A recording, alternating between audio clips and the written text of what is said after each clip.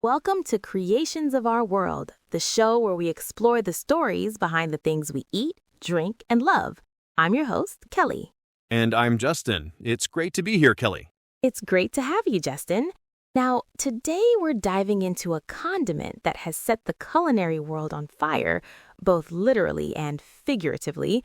We're talking about hot honey. Yes, the sweet heat that seems to be everywhere right now. It's on pizza, it's on chicken. I've even seen that in cocktails. It's a fascinating trend. It really is. I feel like 5 years ago, I'd never heard of it, and now I can't escape it. I had it on some fried Brussels sprouts the other day, and it was, and I do not say this lightly, a life-changing experience. That's a perfect application for it.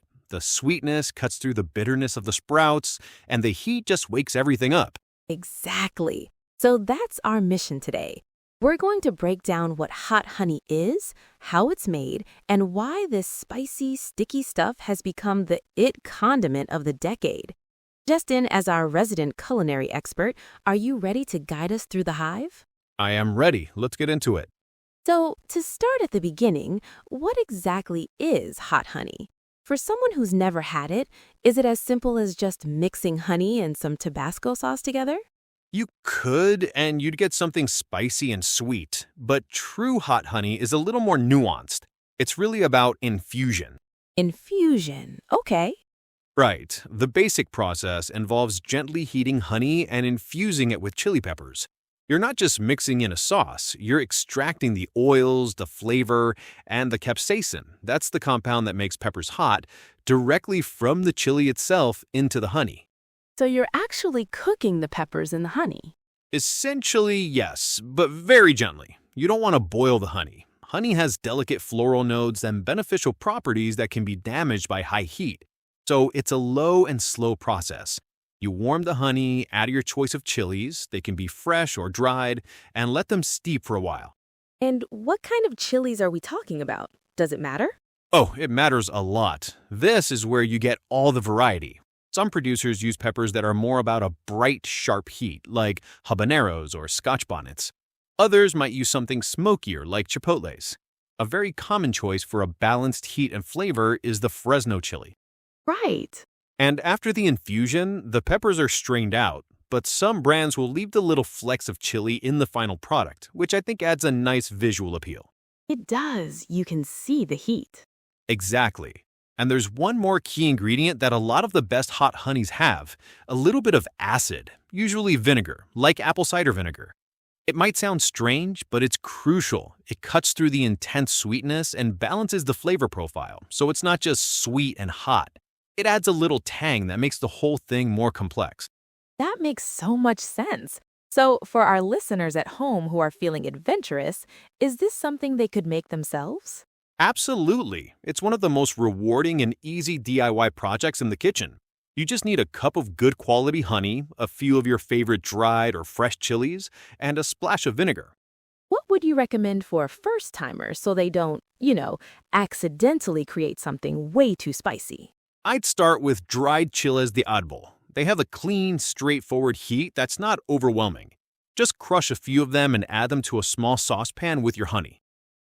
Then warm it very gently over low heat for about 10 minutes, then take it off the heat. Let it cool completely with the chilies in it to let that flavor really steep. Let it steep. Got it. Once it's cool, you can stir in about a teaspoon of apple cider vinegar and then strain it. And that's it. You've got homemade hot honey. That sounds incredibly simple. I'm almost mad I've been spending so much money buying it. Well, the commercial brands do have the benefit of consistency. A brand like Mike's Hot Honey, which really kicked off this whole trend, has a very specific flavor profile that's hard to replicate perfectly. They have their own proprietary chili blend. Right, the secret recipe. The secret recipe. But making it yourself lets you customize everything. Want it smokier? Add chipotle. Want it fruitier? Try a habanero, but be careful with that one. All right, so we know how it's made, but that brings us to the big question, Justin. Why now? What is it about hot honey that has made it explode in popularity? It's the perfect storm of a few culinary trends. The biggest factor is what we call the rise of spicy. Spicy, as in sweet and spicy? Exactly. Our palates crave complexity. Spicy foods hit multiple pleasure points in our brains simultaneously. The sweetness is comforting while the spiciness provides a thrill. Hot honey is the undisputed king of spicy. That's a great way to put it. It's like a little party in your mouth. It is, and that leads to the second reason, its incredible versatility. Name a food category, and I bet hot honey works with it. Okay, challenge accepted. Pizza. A modern classic, especially on pepperoni pizza. The heat cuts through the richness of the cheese and the fat. It's a game changer. Okay, fried chicken. Even better, it's a nod to the classic chicken and waffles syrup, but with an adult spicy kick. The honey soaks into the crispy batter. It's perfection. I'm getting hungry. What about vegetables? Absolutely. Roasted carrots, Brussels sprouts, sweet potatoes. You roast them until they're caramelized and then drizzle with hot honey right out of the oven. It creates this amazing glaze. And on cheese boards, a drizzle over brie or goat cheese is a sophisticated, crowd-pleasing appetizer that takes zero effort. Okay, you win. Beyond the flavor, do you think there's a social element to its popularity? It feels like a very Instagrammable food. You've hit on the third major reason. That glossy, amber liquid being drizzled slowly over a dish, that's social media gold. The drizzle shot. The drizzle shot. It creates a viral loop. And the final piece of the puzzle is accessibility. It's a chefy ingredient that doesn't feel intimidating. It allows the average home cook to add a layer of complex, restaurant-quality flavor to their own food with absolutely no skill required. It democratizes flavor. That's a really good point. You mentioned Mike's Hot Honey earlier. Is that where the trend originated? It's largely responsible for popularizing it in the United States. The founder, Mike Kurtz, first tried chili-infused honey at a pizzeria while studying in Brazil. Oh, so it's not an American invention. Not originally. Infusing honey with spices is a practice that goes back centuries. But Mike brought the idea to a pizzeria in Brooklyn, and from there it just exploded. That's incredible. Are there any really unusual or surprising pairings you've seen that actually work? One of my favorites is drizzling it on vanilla or salted caramel ice cream. Get out. Really? I'm serious. The cold of the ice cream tempers the heat just enough, and you get this wild combination of colds, hot, sweet, and salty. It's phenomenal. My mind is blown. Okay, so the reign of hot honey isn't ending anytime soon. What's next for the trend? I think it will evolve. We're already seeing variations like hot maple syrup. And we're seeing more complex hot honeys hitting the market, infused with additional flavors like garlic, black truffle, or herbs like rosemary. So it's a canvas for other flavors. You've got it. It's the foundational element of the modern pantry now. When we talk about making it, does the type of honey used as the base make a big difference? It makes a massive difference. A generic, mild clover honey is a great, clean canvas that lets the chili flavor shine. But you can play with different varietals. Imagine using an orange blossom honey with its beautiful citrus notes. Yeah. If you infuse that with a fruity chili like a habanero, you get a hot honey that is incredibly bright and perfect for cocktails or glazing fish.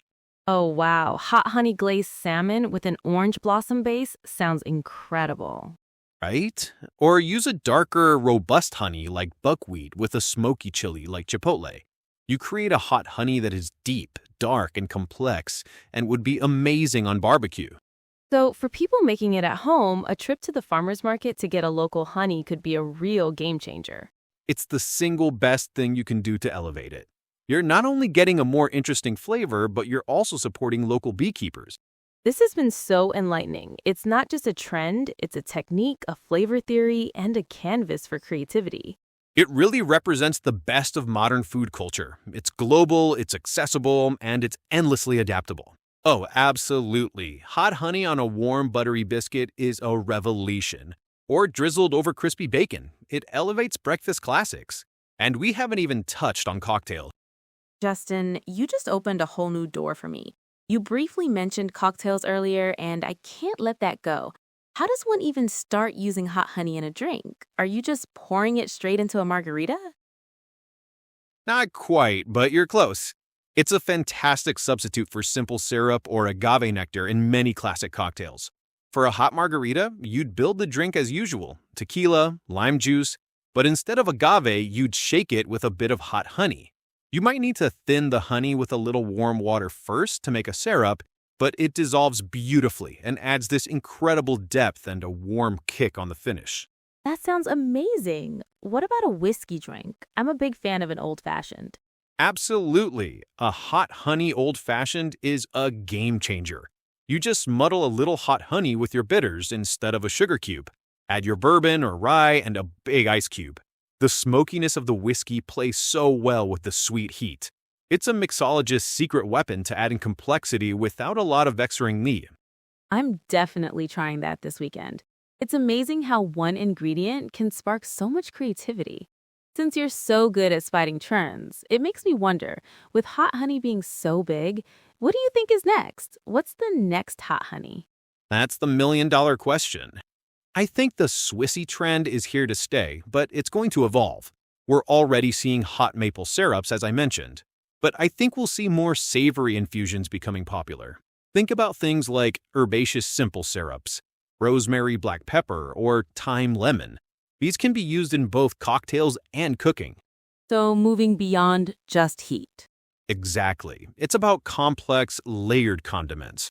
I'm also seeing a rise in tamarind-based sweet and sour glazes, often with a spicy element. Tamarind has that sour, sweet, fruity thing going on that is incredibly versatile. And don't sleep on spicy fruit preserves like a jalapeno peach jam or a habanero mango chutney.